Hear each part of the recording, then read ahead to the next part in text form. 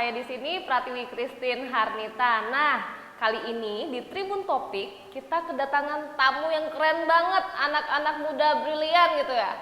Nah, ini dari mana ini? Dari Axiomatic Production. Yeay. Ya, dari Axiomatic Production. Ini kalian dari Ilkom UKSW ya, Salatiga. Iya, betul. Itu.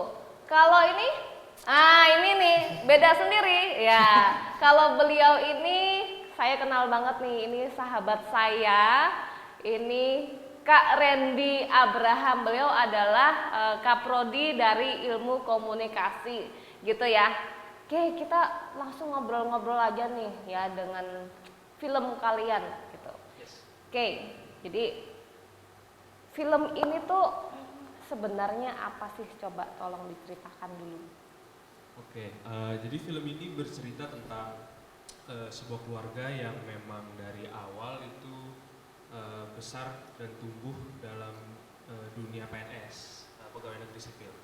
Lalu salah satu anak dari ibu bapak ini diminta untuk jadi PNS juga, tapi dia itu bergejolak karena dia ingin memulai karirnya di dunia musik. Jadi sepanjang film ini tuh kita melihat bagaimana dia memperjuangkan kebebasannya untuk ingin bekerja sebagai pemusik dan bagaimana tanggapan dari keluarganya dan apa saja rintangan-rintangan yang harus dia lalui untuk menggapai apa yang diinginkan. Seperti itu. Oke, jadi berawal dari ya banyak problematika gitu ya. Salah satu isu kalau kita mau kerja, wah kamu harus jadi PNS, itu kan sempat ramai juga ya. Betul. Kalau di kawasan timur, jadi mengangkat dari realita itu. Kemudian beridola seperti itu. Nah, sebelum ngobrol lebih banyak, saya lupa nih memperkenalkan kalian ini siapa dan perannya apa gitu ya.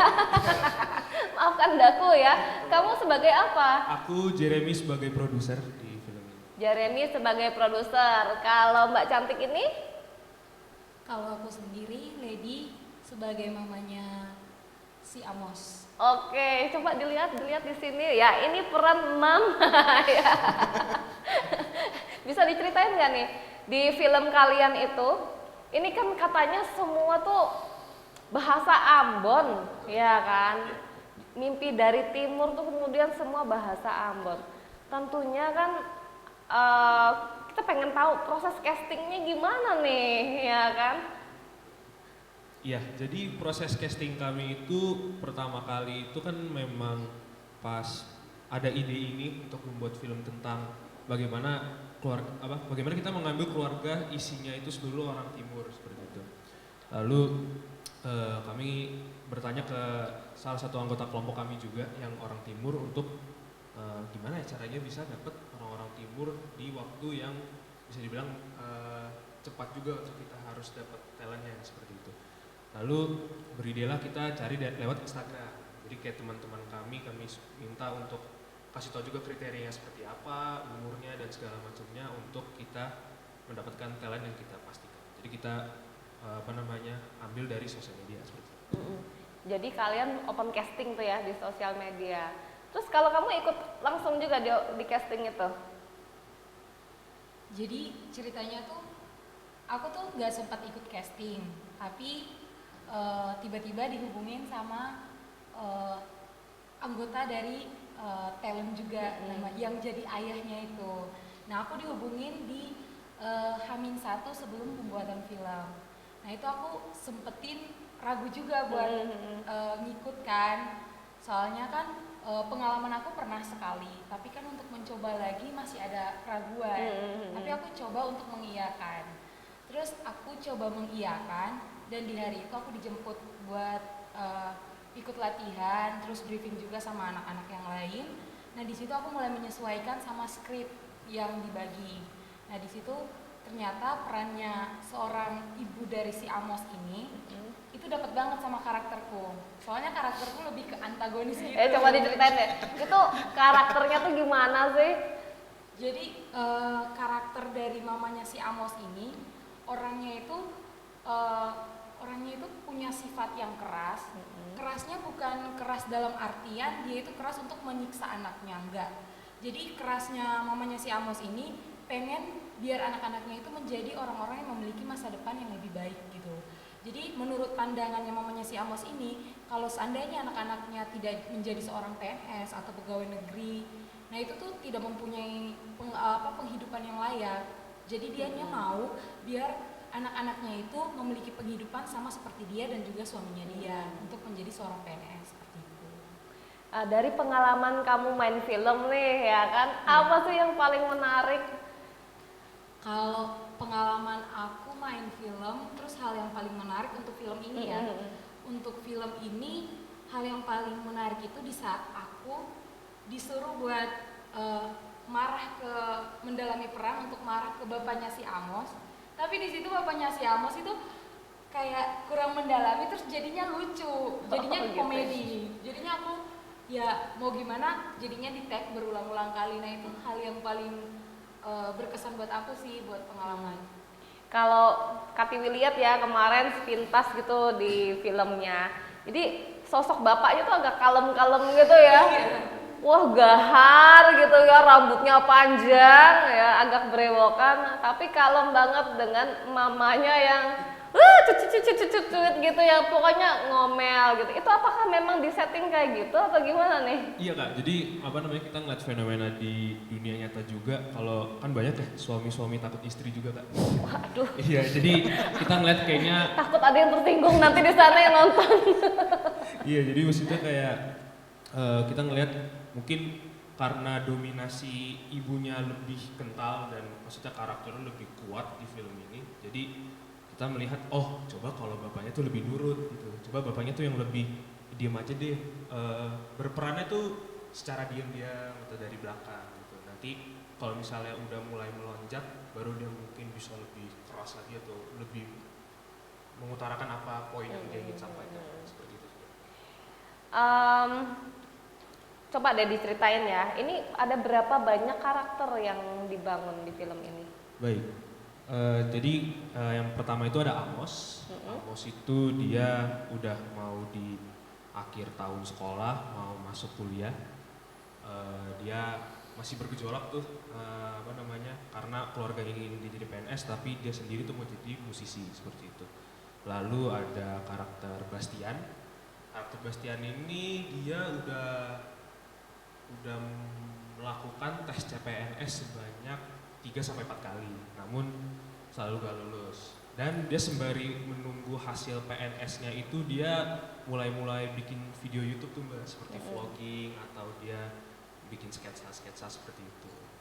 Lalu karakter yang selanjutnya itu Kak Mores, anak pertama. Dia adalah anak pertama dan yang berhasil lolos jadi PNS. Jadi ibu bapaknya Amos ini, ibu bapak dalam film ini sangat membanggakan karakter Mores ini dan dibanding-bandingkan ke adik-adiknya lain seperti Amos dan Bastian. Lalu karakter ibu yang dimainkan oleh Kak Lady, dia juga seorang PNS senior yang sudah bertahun-tahun jadi PNS dan ingin anak-anaknya juga mengikuti jejaknya sebagai PNS juga. Dan karakter ibu ini juga yang lebih superior dan lebih dominan dalam keluarga ini. Dan yang terakhir itu karakter bapak. Karakter bapak dia juga PNS yang sudah pensiunan, karena di filmnya kan dia juga gondrong ya. Jadi apa namanya, gambarannya dia PNS yang sudah mulai pensiun dan dia karakter yang lebih nurut kepada ibunya. Jadi dia yang lebih kalem, yang lebih menunggu momen kapan nih dia bisa masuk untuk dia menunjukkan poin apa yang dia ingin sampaikan. Itu kalau kalian sendiri, kamu orang Jawa atau orang mana? Aku kebetulan orang Batak kan. Orang Batak ya kan. Kamu produser untuk film Timur ya. Oke, keren banget ya. Kalian ada berapa orang sih? Satu tim?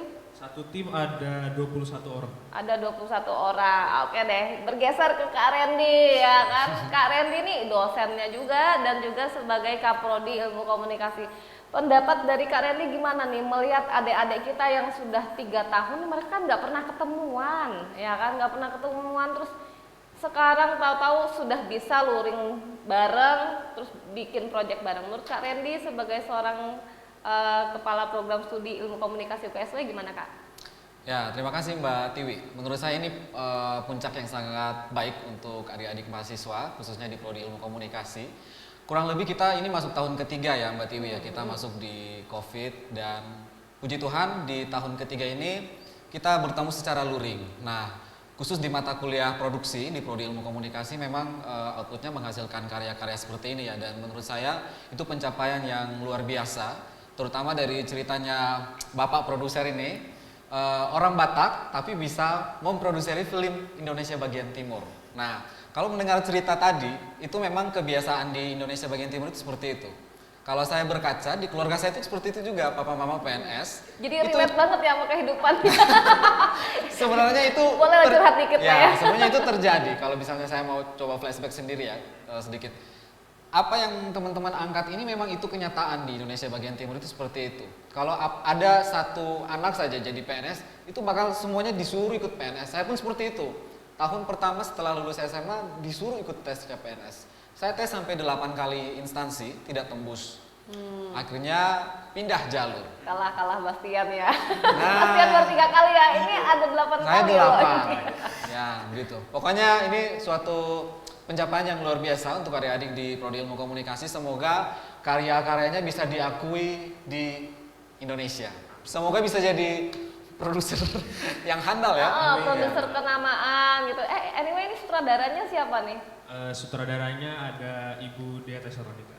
Oke, dia nggak bisa hadir ya. Penulis naskahnya orang Bon juga nggak sih? Penulis naskah itu orang Jawa. Nah ini Karendi menarik ya. Kalau di Ilkom UPSW ini orangnya itu dari berbagai macam latar belakang. Bahkan sampai bisa menulis ini teman-teman ya. Kalau mau tahu mimpi dari timur itu full pakai bahasa Ambon semua. Bisa dicontohin nggak sih bahasa Ambon tuh kayak gimana? Kamu udah ngerti nggak? Wah, Coba ngomong sama Karendi. Orang Batak. Kalau enggak mama sama iya, Coba ya. Acting kamu marahin siapa? Bastian. Bastian Ini tadi jadi posisinya Bastian. apa dia di itu? Bastian itu sudah tes 8 kali lah ibaratnya kayak gini kan. Ya, oke. Ya, udah, yuk. Mulai nih ya kak ya. Oke, mulai. Action. Bastian, saya tuh mama sebilang ulang-ulang kali. Kalau satu kali gagal, ulang lagi. Saya mungkin saya gagal, pasti berhasil. Mama, masalahnya capek. Katong tes di tiap hari disuruh lari-lari, belum suruh buka baju segala macam. Beta capek, beta pusing. Beta sebenarnya punya keahlian di lain, tapi kenapa mama harus kasih beta kebebasan? Kasih beta kebebasan. Dengar, mama bikin begini tuh demi saya masa depan. Bukan mama tuh yang mau Persija di orang-orang di luar sana. Yang cuman hidup kalalerang kiri kanan, duduk minum kiri kanan, lalu saya tahu jalan pulang lalu bikin baribot kiri kanan. Mama, sebenarnya di luar sana tuh banyak orang yang bukan PNS tapi dong bisa berusaha. Bisa jadi pengusaha apa, buka toko, jadi pengusaha apa. Semua orang bisa hidup tanpa harus jadi PNS. Kenapa mama dengan bapak harus paksa katong jadi PNS? Cukup kakak mores saja tuh. Iya bagus banget ya. Udah kehabisan kata-kata deh. Oke ya. Oke ya, ini kalau dilanjutin nanti jadi curhat dan berantem.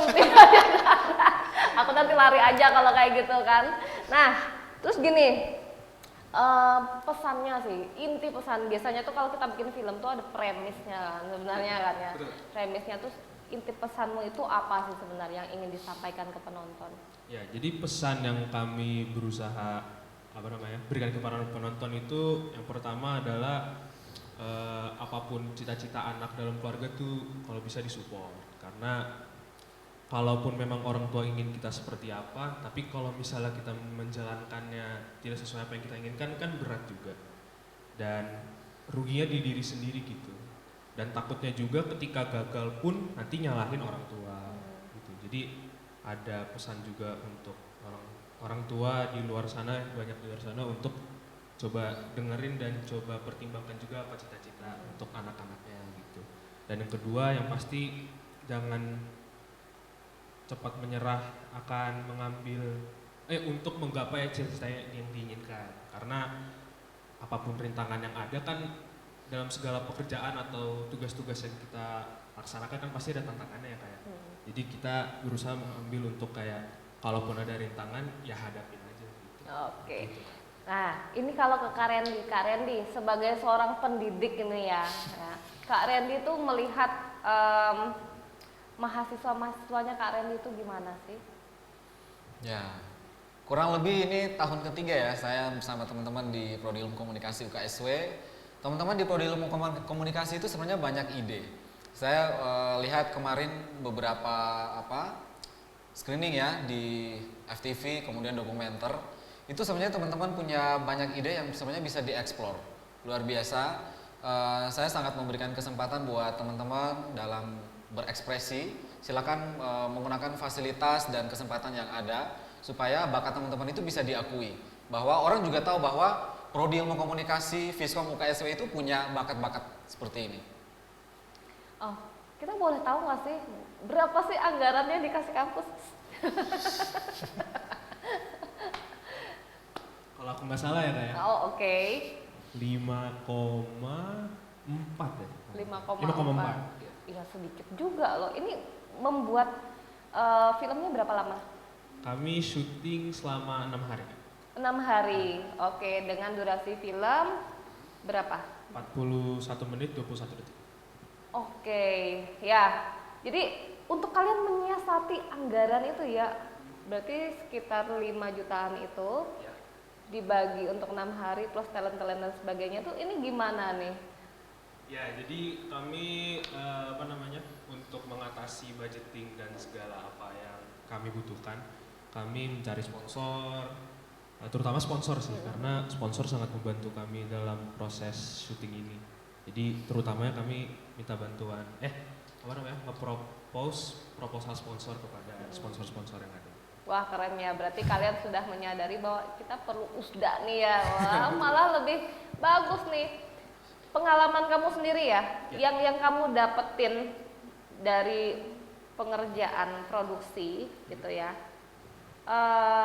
Pengalaman yang paling baik yang kamu dapetin tuh apa?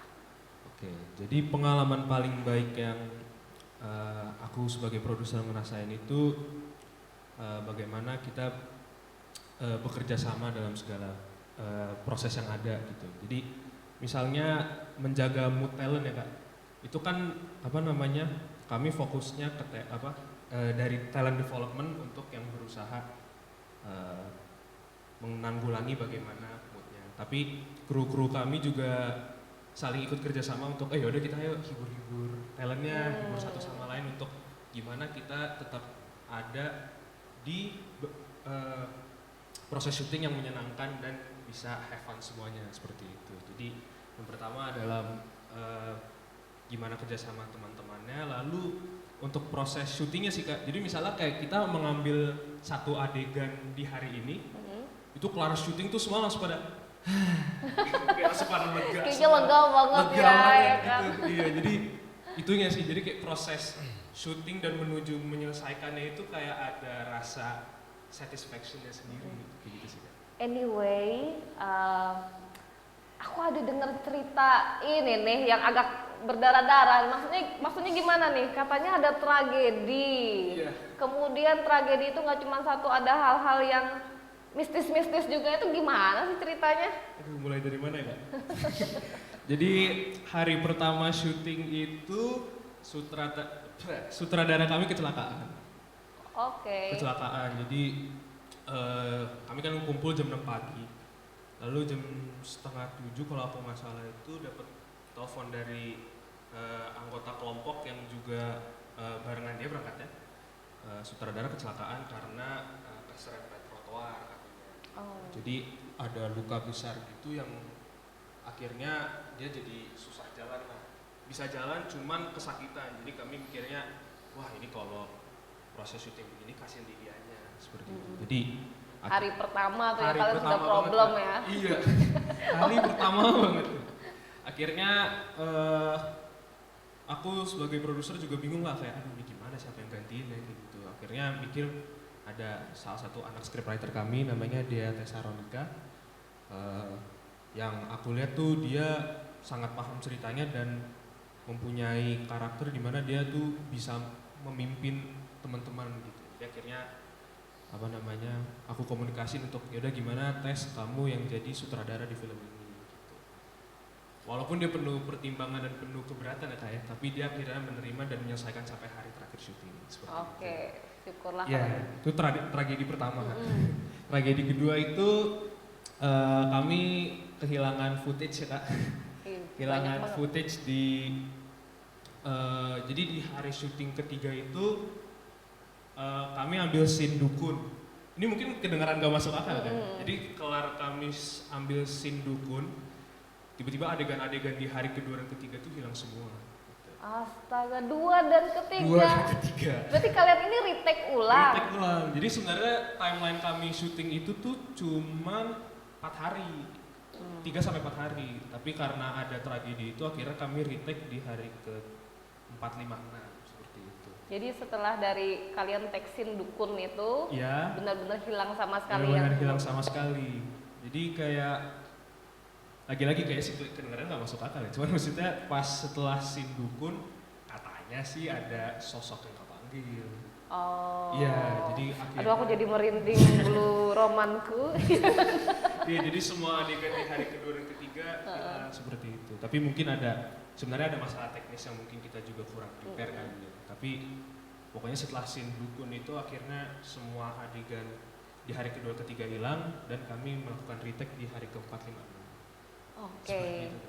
Ya, berarti saya bisa bayangin karena saya juga pernah produksi itu bisa menangis bersama gitu ya.